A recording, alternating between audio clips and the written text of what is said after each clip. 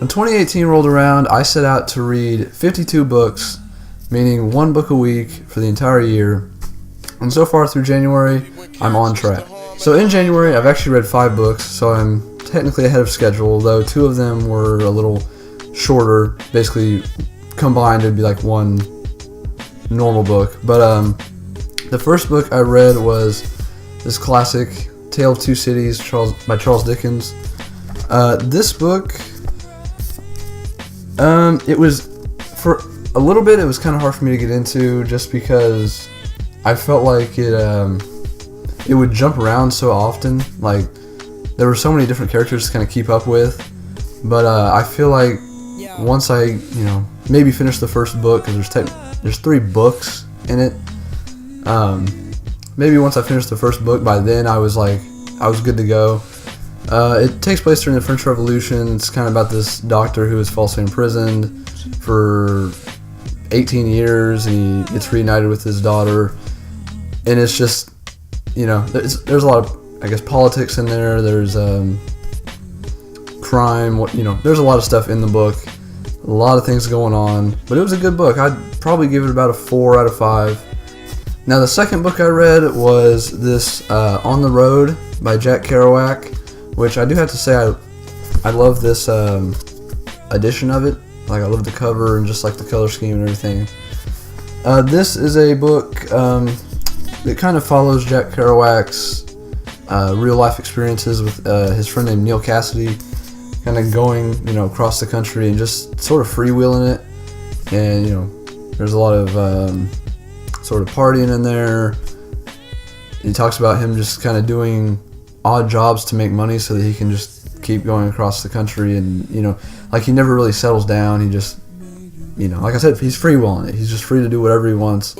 And that was one thing that it was a major theme in the book, and something that I kind of, I guess, admired about the whole situation was just like the freedom to do whatever he wanted, because like that would be real nice, but at the same time, he had like no money ever. He was always like struggling to even get by and get to the next town he wanted to go to.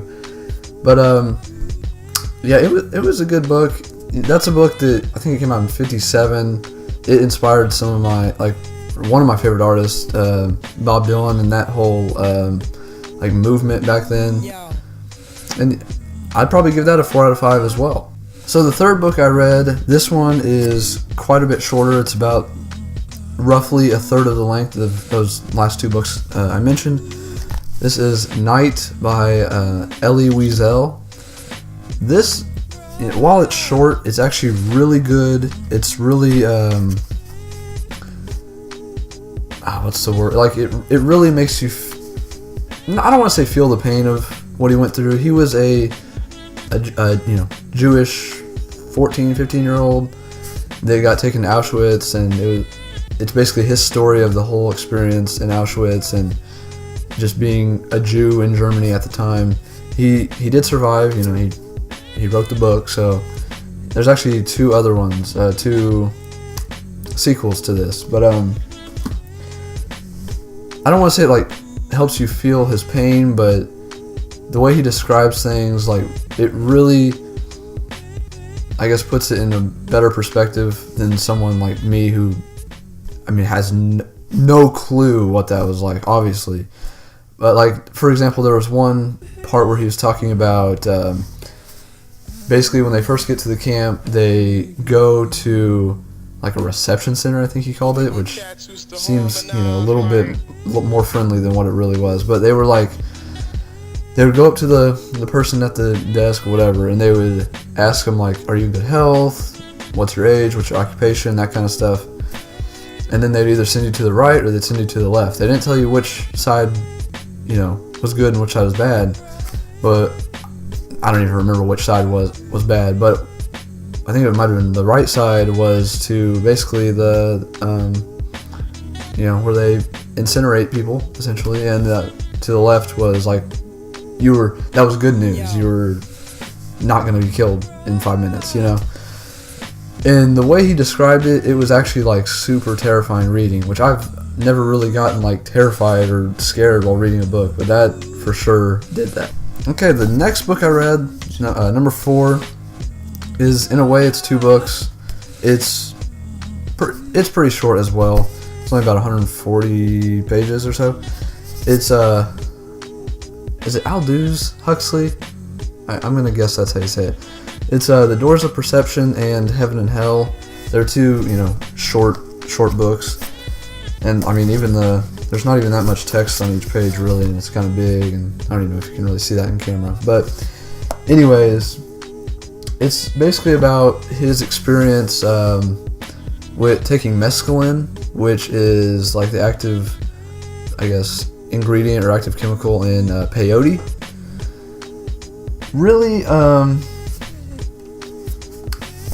it didn't really like catch me. It was more of like a scientific, like it was about expanding the mind. It was scientific and psychological, and which I like psychology, but I don't know. It didn't really do much for me. It was just kind of, I don't want to say it was like a chore to get through, because I didn't like not look forward to reading it, but it just, I'd probably give it maybe a 2, maybe a 3. Like, it was okay. It just wasn't really anything for me to write home about, Alright, and the last book I read, which I actually just finished last night, is How Music Works by David Byrne. David Byrne, if you don't know, is the founder, at least co-founder, and singer for the band Talking Heads, popular in the late 70s, early to mid 80s. Now this book,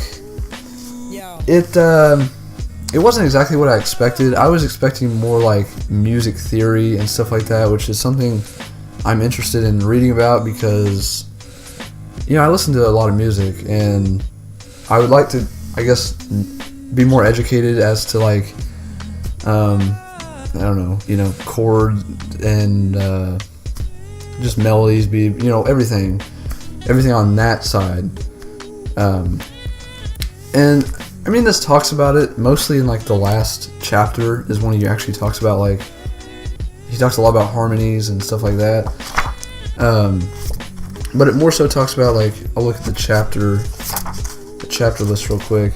It talks about, like, his experience with performing. He talks about how different venues and different areas can kind of be conducive to certain types of music, or how they affect the performer and things like that.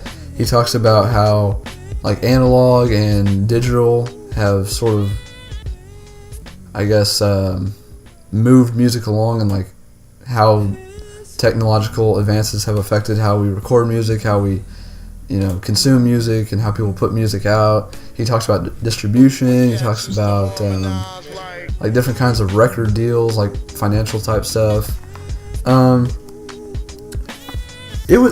really enjoyed it.